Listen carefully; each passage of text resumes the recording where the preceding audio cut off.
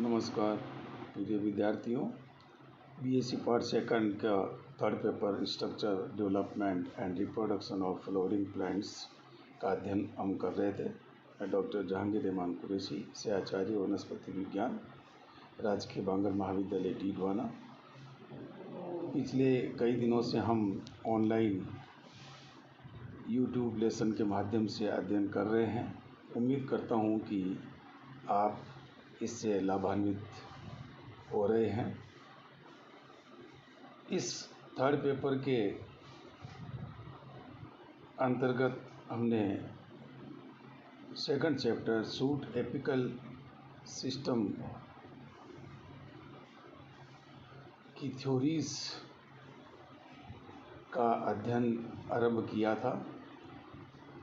शीर्षस्थ विभज्या जो कि शीर्षस्थ भाग में अपना संगठन बनाती है, उस संगठन को समझाने के लिए कई वैज्ञानिकों ने अपने मत, विचारधाराएं और सिद्धांत प्रतिपादित किए हैं।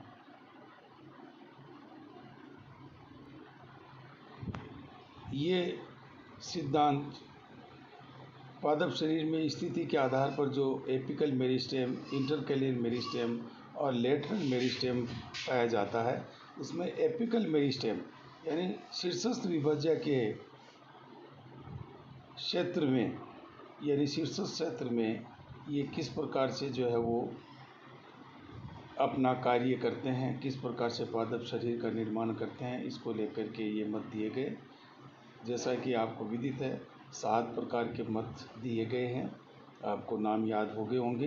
एपिकल सेल थ्योरी, शीर्षस्थ कोशिका सिद्धांत, हिस्टोजन थ्योरी, उत्तकजनवाद या हिस्टोजन सिद्धांत, tunica corpus theory, tunica corpus सिद्धांत, हिस्टोजेनिक लेयर थ्योरी, उत्तकजनी परत सिद्धांत, मेंटल कोर थ्योरी, मेंटल कोरवाद सिद्धांत, concept of French school, French school का मत और न्यूमैन्स कंसेप्ट, न्यूमैन का सिद्धांत। हमने यहाँ पर apical cell theory, histogen theory, tunica corpus theory और हिस्टोजेनिक लेयर थ्योरी का अध्ययन कर लिया था। आज हम मेंटल कोर थ्योरी और कंसेप्ट ऑफ फ्रेंच स्कूल क्या है, इसके ऊपर अपनी चर्चा जारी रखेंगे। सबसे पहले हम देखते हैं मेंटल कोर थ्योरी, मेंटल कोरवाद सिद्धांत क्या है। ये सिद्धांत पॉफेन एंड चान ने प्रस्तुत किया था और स्तंभ के शीर्षस्थ कोशिका समूह के लिए इन्होंने इस सिद्धांत का प्रतिपादन किया था। इनके अनुसार शीर्षस्थ भाग में 2 प्रकार के क्षेत्र विभेदित होते हैं।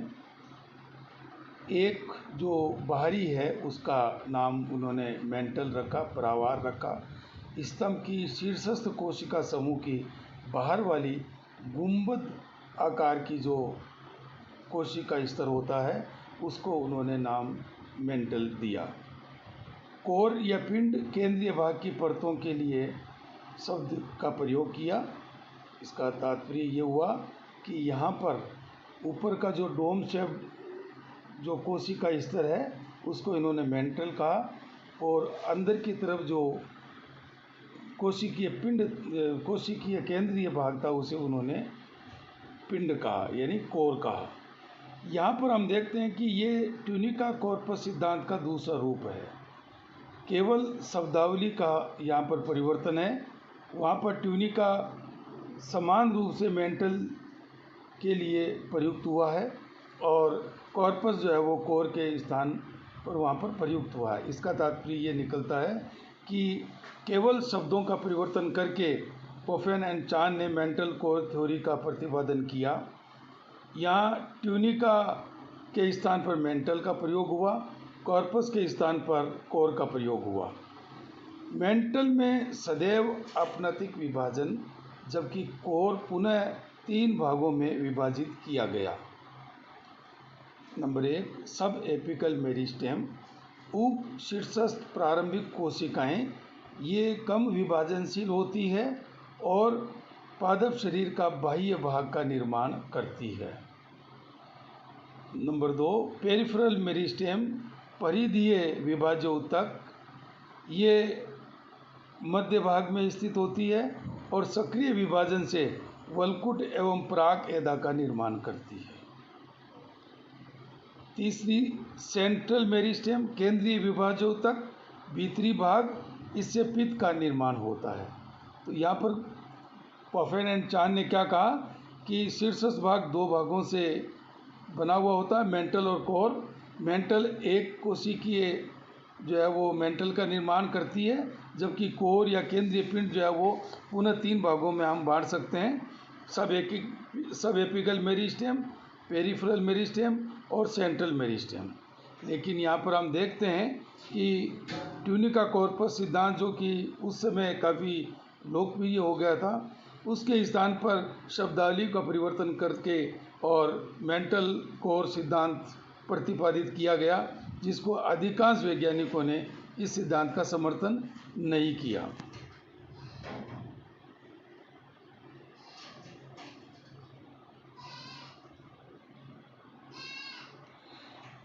सेकंड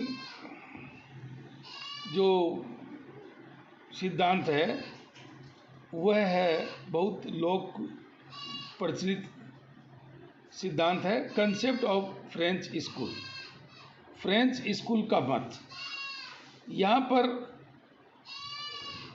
एक समूह के रूप में एक प्रकार का जो है वो मत प्रस्तुत किया गया और इनमें मुख्यतः प्लेंटोफोल, बुएट और कैम्फोर्ट, इन तीनों ने अपने समय में इस फ्रेंच स्कूल मत का प्रतिपादन किया। ये मत शीर्षस्थ वृद्धि क्षेत्रों के लिए प्रस्तुत किया गया। यहाँ पर शीर्षस्थ विभाज्योतक एपिकल मेरिस्टेम के लिए अलग अलग नाम प्रयुक्त किए गए। तीन भागों में जो क्षेत्र निर्मित होते हैं उनके नाम उन्होंने इस प्रकार से रखे। नंबर 1, एन्यू इनिशियल अथवा परिधीय विभाज्योतक। दूसरा, मेरिस्टेम डी एटेंटे अथवा प्रतीक्षा विभाज्योतक। इसको आगे चल करके और बुवेट ने दो भागों में विभक्त किया है, प्रो मेरिस्टेम स्पोरोजीन और प्रो मेरिस्टेम रिसेप्टेक्युलर। और तीसरा जो है वह है मेरिस्टेम मेडुलर या पित्त मेरिस्टेम। शब्दों को फ्रेंच भाषा में लिखा गया है। यहाँ पर विस्तृत इसकी जो है वो कार्यशैली क्या रहती है, यहाँ पर आप डायग्राम में देख सकते हो। एन्यू इनिशियल, ये जो बाहरी क्षेत्र है इसको उन्होंने एन्यू इनिशियल या परिधीय विभाज्योतक का, जो परिधि का निर्माण करे। यहाँ मध्य में इन्होंने जो है वो मेरिस्टेम डी अटेंटे यानी प्रतीक्षा विभाज्योतक, प्रतीक्षा में कि कब कार्य शुरू करे। और अधिकांश बुएट ने इसको दो भागों में बांटा है, और जहाँ इन्फ्लोरेसेंस और पुष्प निर्माण होता है तो अधिकांश इनके अनुसार ये उस समय ये क्रियाशील होते हैं। और तीसरा है medullary, meristem medullary. Meristem medullary जो है वो नीचे का केंद्रीय भाग होता है, जो कि अधिकांश पादप का मुख्य भाग बनाता है। तो यहाँ पर अपन देखें कि ट्यूनिका और कॉर्पस, फ्रेंच स्कूल भी न्यूनाधिक ट्यूनिका कॉर्पस सिद्धांत से एग्री कर रहा है। यहाँ पर ट्यूनिका को इन्होंने दो भागों में बांट दिया, एन्यू इनिशियल और प्रो मेरिस्टेम स्पोरजीनी। हालांकि प्रो मेरिस्टेम स्पोरजीनी और प्रो मेरिस्टेम रिसेप्टिकुलर इनके अनुसार मेरिस्टेम डी अटेंटी का पार्ट है। लेकिन अगर अपन अच्छे से देखें तो ट्यूनिका की जो अंदर की लेयर हैं, दो लेयर, वह प्रो मेरिस्टेम स्पोरजीनी की तरह प्रयुक्त होती है। और जो कॉर्पस है, कॉर्पस जो है उसको भी अपन देखें कि प्रो मेरिस्टेम रिसेप्टिकुलर जो बनता है ऊपर की लेयर, और प्रो मेरिस्टेम मेडुलर यानी मज्जा विभाज्योतक, ये कॉर्पस वाला पार्ट जो है यहाँ पर प्रयुक्त होता है। तो ट्यूनिका कॉर्पस सिद्धांत के अंतर्गत जो हमने लेयर्स और क्षेत्र पढ़े हैं, यहाँ पर उनका विभेदन अलग अलग प्रकार से कर दिया गया है कि एन्यू इनिशियल, मेरिस्टेम डी अटेंटी और मेरिस्टेम मेडुलर। मेरिस्टेम डी अटेंटी को दो भागों में यहाँ पर बांट दिया गया है, प्रो मेरिस्टेम स्पोर्जिन और प्रो मेरिस्टेम रिसेप्टिकुलर। यदि हम इनको ट्यूनिका और कॉर्पस में मिला दें एक एक को, तो यहाँ पर ये मेरिस्टेम डी अटेंटी कॉर्पस और ट्यूनिका के आंतरिक और बाह्य भागों का निर्माण करता हुआ पाया जाता है। कंसेप्ट ऑफ फ्रेंच स्कूल के अनुसार शीर्षस्थ विभाज्योतक क्षेत्र 3 अलग अलग नाम से जो है वो परिभाषित किए गए। एन्यू इनिशियल या पेरिफेरल एक्टिव जोन, परिधीय विभाज्योतक स्तंभ के बाह्य परिधीय उत्तक जैसे अधिचर्म, वलकुट, अंतःशौचा आदि का निर्माण करता है। मेरिस्टेम डी अटेंटे और वेटिंग मेरिस्टेम प्रत्यक्ष विभाज्योतक, इसको बाह्य व केंद्रीय भाग के बीच में स्थित होता है और केवल पुष्पन के समय सक्रिय पुष्पक्रम व पुष्प का निर्माण करता है, ऐसा बुवेट और अन्य जो साथी उनका मानना था। बुवेट के अनुसार इसे पुनः दो भागों में बांटा गया है, प्रो मेरिस्टेम स्पोर्जिन और प्रो मेरिस्टेम रिसेप्टिकुलर। मेरिस्टेम मेडुलर या पित्त मेरिस्टेम मज्जा विभाज्योतक, ये शीर्ष के केंद्रीय भाग में स्थित होता है।